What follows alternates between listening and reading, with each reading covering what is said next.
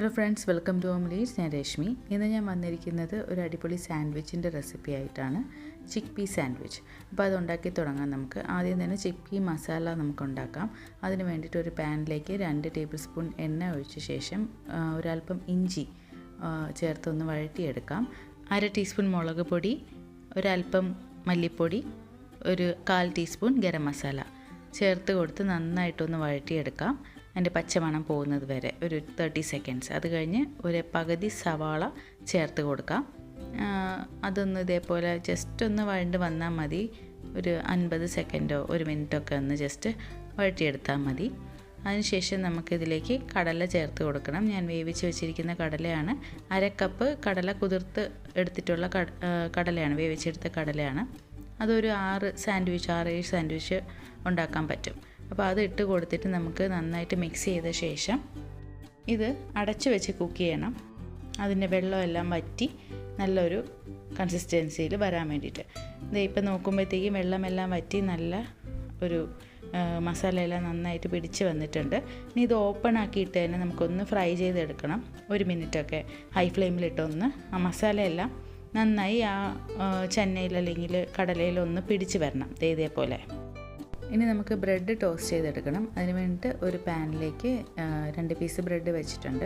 ഞാനിവിടെ വീറ്റ് ബ്രെഡാണ് എടുത്തിട്ടുള്ളത്. നിങ്ങൾക്ക് ഇഷ്ടമുള്ള ബ്രെഡ് എടുക്കാം. അപ്പോൾ ബ്രെഡ് ടോസ്റ്റ് ചെയ്യാൻ എല്ലാവർക്കും അറിയാം. 2 സൈഡിലും ബട്ടറോ നെയ്യോ ചേർത്തിട്ട് ഒന്ന് ടോസ്റ്റ് ചെയ്തെടുക്കണം. അതിപ്പം ബ്രെഡ് ടോസ്റ്റ് ചെയ്യാൻ എല്ലാവർക്കും അറിയാമെന്നറിയാം, ജസ്റ്റ് ഒന്ന് കാണിക്കുന്നതേ ഉള്ളൂ. അപ്പോൾ നമുക്കിതൊന്ന് ടോസ്റ്റ് ചെയ്തെടുക്കാം.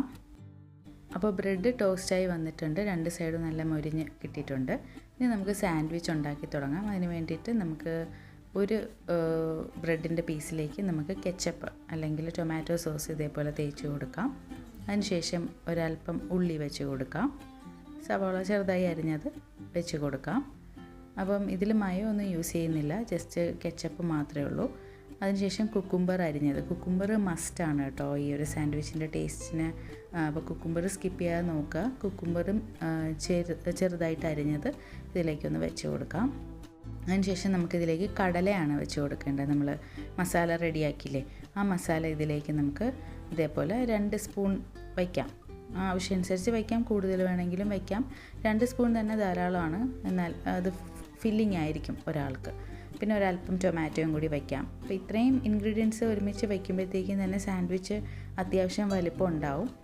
അപ്പോൾ ഇങ്ങനെ വെച്ച ശേഷം വേണമെങ്കിൽ കടല ഒന്ന് പ്രസ് ചെയ്ത് കൊടുക്കാം, അല്ലെങ്കിൽ ഇതേപോലെ കടല ഒന്ന് പ്രസ് ചെയ്ത് ഒന്ന് സ്മാഷ് ചെയ്തിട്ട് വേണമെങ്കിൽ നമുക്ക് വെച്ച് കൊടുക്കാം.